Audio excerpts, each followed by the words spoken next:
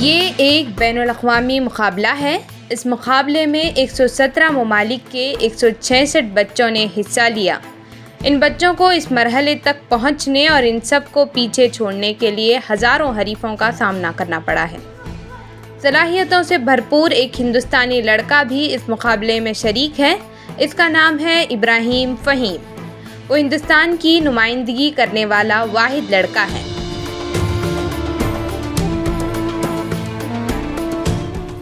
جی الحمدللہ، بہت پہلے سے مجھے اس چیز کی خواہش تھی، الحمدللہ میں اس خواہش کو پورا کر لیا۔ تو کیا ہے یہ مقابلہ کہاں ہو رہا ہے؟ اس مقابلے کی کیا اہمیت ہے؟ آئیے جانتے ہیں۔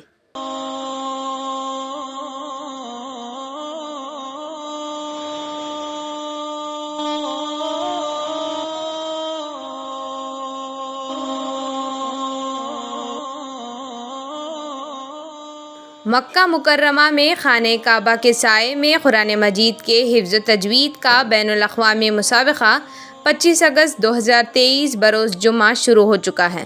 مسابقے کو کل 5 زمروں میں تقسیم کیا گیا ہے۔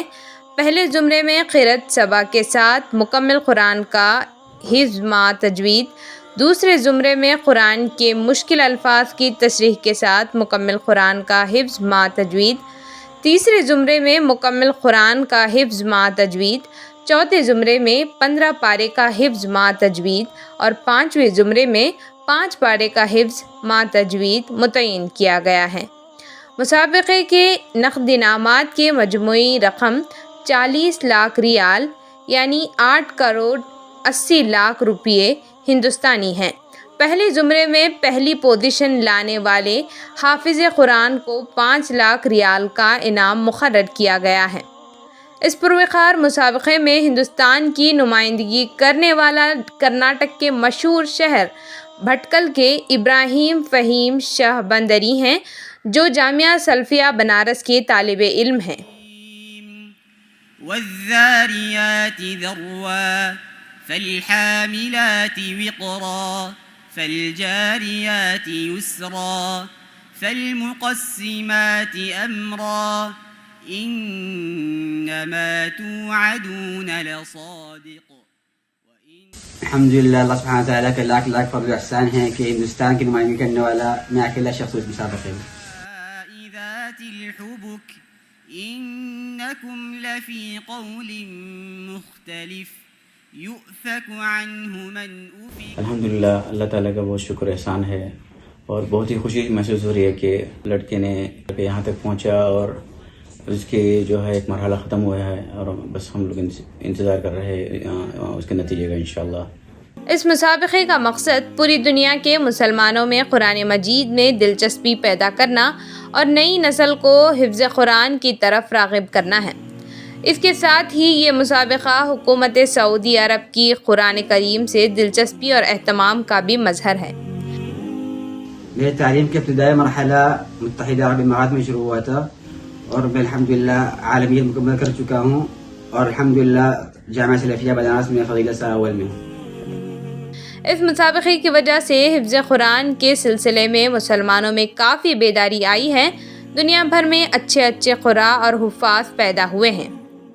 جی میری یہی خواہش تھی کہ میرے بچے جو ہے ہمیشہ جو ہے دین سے جڑے رہے اور اس کے لیے ضروری تھا کہ وہ دینی تعلیم حاصل کرے۔ سب سے پہلے جو اس کی بنیاد ہے وہ عربی ہو اور پھر وہ قرآن پڑھے، قرآن حفظ کرے اور اس کو قرآن کو سمجھ کر پڑھے، اور جب وہ حافظ بنے تو ایسے نہیں کہ وہ بس حفظ ہی کرے، وہ قرآن کو سمجھے بھی اور لوگوں تک اس کا پیغام پہنچائے۔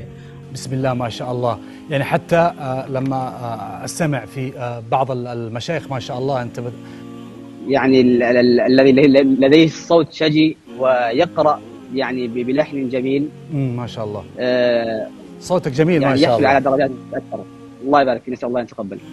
بارك الله فيك شيخ إبراهيم، كان معنا، جزاك الله خير، حياك الله. كان معنا المشارك في مسابقة الملك عبد العزيز الدولية لحفظ القرآن الكريم إبراهيم شهبندري. شكرا شیخ ابراہیم۔ آپ دعا کریں کہ بچے کے اس مقابلے کا جو رزلٹ اچھی طریقے آئے گا انشاءاللہ، اس میں اسے کامیابی ملے انشاءاللہ، اور ہمارے قوم اور جو ہے ہمارے ملک کا نام روشن ہو، اور اگلے مقابلوں میں بھی جو ہے حصہ لیں انشاءاللہ لازم۔ 6 سپٹمبر بروز بدھ بعد نماز عشاء حرم شریف مکہ مکرمہ میں مسابقے کا اختتامی پروگرام اور انعامات کی تقسیم ہوگی۔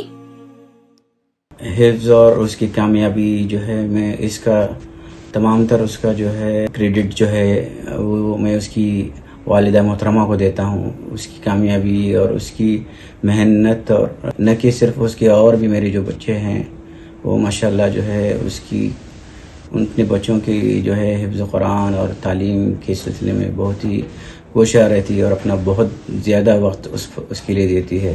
بچے کو دینی تعلیم دے رہے ہو، اس کو حافظ اور عالم بنانا چاہتے ہو، اس کا مستقبل کیا ہوگا اور وہ کیا جاب کرے گا اس سلسلے میں، تو میں بہت ہی فکر مند تھا اس سوال کے، لیکن اللہ تعالیٰ نے ہمیشہ یہ ہماری جو سوچ تھی کہ اللہ کی ذات بہتر جانتی ہے، بس ہماری نیتوں کو اللہ تعالیٰ بہتر جانتا ہے کہ وہ قرآن حافظ کرے، عالم دین بنے، اور دین کی تبلیغ اور اس کی پروپیگیشن کا ایک بہت بڑا ذریعہ بنے، جس سے ہماری جو ہے آخرت بھی سنور جائے اور اپنے ماں باپ کے لیے جو ہے ثواب جاریہ بنے۔